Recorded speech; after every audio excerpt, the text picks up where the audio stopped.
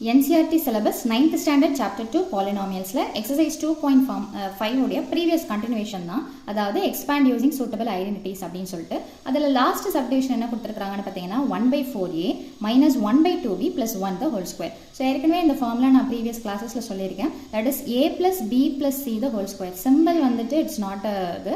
So இப்போ என்ன கொடுத்துருக்குறாங்களோ அதை அப்படியே எடுத்து எழுதுங்க. ஃபஸ்ட்டு ஃபார்முலா எடுத்து எழுதுவோம். என்ன இருக்குதுன்னு பார்த்தீங்கன்னா formula a plus b plus c the whole square is equal to a square plus b square plus c square plus ஆக்சுவலாக 2ab 2bc 2cன்னு சொல்லிட்டு 2ன்றது பார்த்தீங்கன்னா ஒவ்வொன்றுத்துக்கும் தனித்தனியாக வரும். அதுக்கு பதிலாக நீங்கள் காமனாகவும் போட்டுக்கலாம் அல்லது தனித்தனியாகவும் போடலாம். அது உங்களுடைய சாய்ஸ். ஒருவேளை நீங்கள் காமனாக போடுறீங்கன்னா இந்த மாதிரி ப்ராக்கெட்டை போட்டுட்டு ab அடுத்தது ப்ளஸ் பிசி அடுத்தது பார்த்தீங்கன்னா ப்ளஸ் சிஏ அப்படின்னு சொல்லிட்டு ப்ராக்கெட்டை போடுங்க. இப்போ அப்படியே ஃபார்முலாவையும் கிவன் கொஸ்டினையும் கம்பேர் பண்ணணும். இருக்கிற சிம்பிள் அப்படியே இருந்ததுன்னா சிம்பிள் எடுக்கணுன்ற அவசியம் கிடையாது. ஆனால் ஃபார்முலாவுக்கு ஆப்போசிட்டான சிம்பிள் இருந்ததுன்னா கண்டிப்பாக அந்த சிம்பிளை நீங்கள் எடுத்துக்கணும். ஸோ அப்படி பார்க்கும்போது என்ன அப்படின்னு பார்த்தீங்கன்னா இங்கே ஏக்கு பதிலாக என்ன இருக்குது? ஃபர்ஸ்ட் டேர்ம் ஏ, இது 1/4a, அதாவது மேலே இருக்கிறத மல்டிப்ளை பண்ணிக்கலாமா நம்ம? 1 into a என்ன வரும்னு பார்த்தீங்கன்னா a/4. இந்த மாதிரி நீங்கள் இதை தனித்தனியாக இருக்கிறத சேர்த்துட்டிங்கன்னா உங்களுக்கு கால்குலேஷன் ஈஸியாக இருக்கும். அடுத்தது பார்த்தீங்கன்னா பிக்கு பதிலாக என்ன இருக்குதுன்னு பார்த்தீங்கன்னா மைனஸை எடுத்துக்கணும். ஏன்னா ஃபார்முலாவில் ப்ளஸ் இங்கே மைனஸ், அப்போ கண்டிப்பாக அந்த மைனஸை எடுத்துக்கணும். 1 into b என்னென்னு எடுத்து எழுதலான்னு பார்த்தீங்கன்னா b/2. அடுத்தது லாஸ்ட்டாக இருக்கிறது என்னென்னு பார்த்தீங்கன்னா C.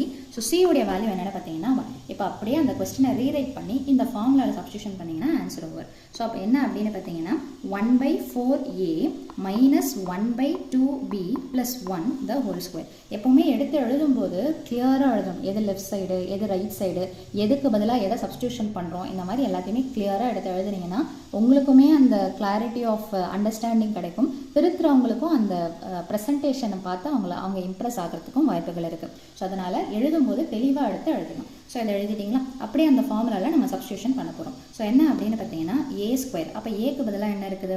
a/4 the whole square. அடுத்தது பார்த்தீங்கன்னா ப்ளஸ் b ஸ்கொயர், பிக்கு பதிலாக என்ன இருக்குதோ அதை அப்படியே எடுத்து போட்டுக்கோங்க. Minus b/2 the whole square. அடுத்தது சிக்கு பதிலாக என்ன இருக்குது? 1 போட்டுட்டு ஸ்கொயர் பண்ணணும்.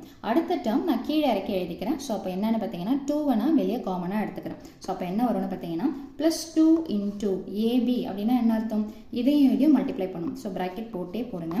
a/4 into minus b/2. அடுத்தது ஃபார்முலா படி பார்த்தீங்கன்னா bc, அப்போ என்ன இருக்குது? Minus b/2 into 1. அடுத்தது பார்த்தீங்கன்னா ப்ளஸ் ca, அப்போ என்ன இருக்குது? 1 into a/4.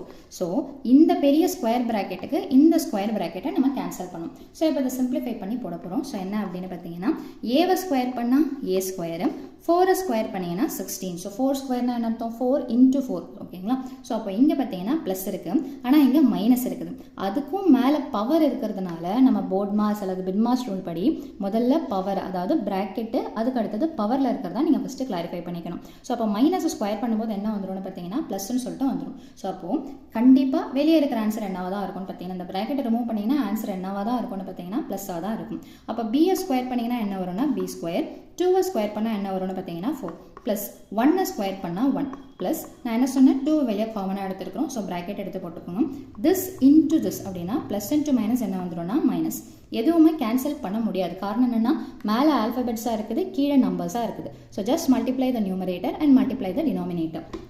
சிம்பிள் போட்டாச்சு. ஸோ அப்போ a into bனா ab, 4 2s are என்ன வந்துடும்னு பார்த்தீங்கன்னா 8. அடுத்தது பார்த்தீங்கன்னா ப்ளஸ் இன்ட்டு மைனஸ், மைனஸ் இங்கே சிம்பிள் கிடையாது. ஸோ மைனஸ் தான் வரும்.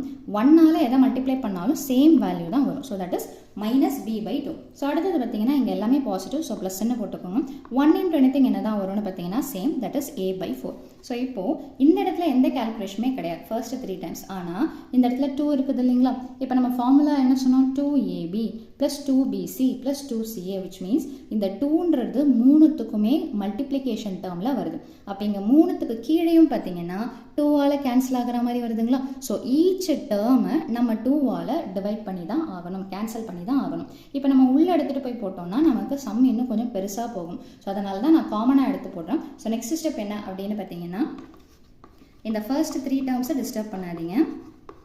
So B square by 4 plus 1 ஓகேங்களா. ஸோ போட்டாச்சு. இப்போது இந்த 2வை உள்ளே எடுத்துகிட்டு போய் மல்டிப்ளை பண்ணுறோம். இதுக்கு மட்டும் இல்லை, இந்த டேர்முக்கும் மல்டிப்ளை பண்ணுறோம். அப்படி மல்டிப்ளை பண்ணும்போது என்ன ஆகும், நியூமரேட்டர் டினாமினேட்டர் காமனாக இருந்ததுன்னா கேன்சல் ஆகும்.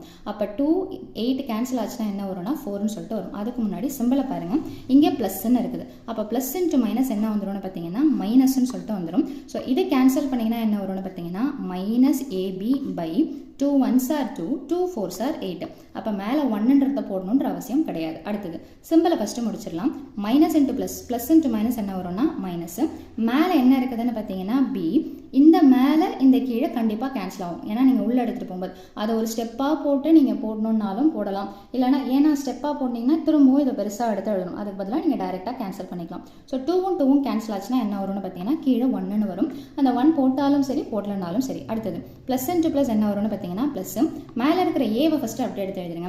2வையும் 4ஐயும் கேன்சல் பண்ணிங்கன்னா 2 1s are 2, மேலே 1 நிற்கும், கீழே என்ன நிற்கும்னு பார்த்தீங்கன்னா 2 2s are 4. ஸோ இதுதான் ஃபைனல் ஆன்சர். ஸோ நடத்துகிற சம் புரியுது, உங்களுக்கு யூஸ்ஃபுல்லாக இருக்குதுன்னா வீடியோவை லைக் பண்ணுங்கள், ஷேர் பண்ணுங்கள், சப்ஸ்கிரைப் பண்ணுங்கள். தேங்க்யூ.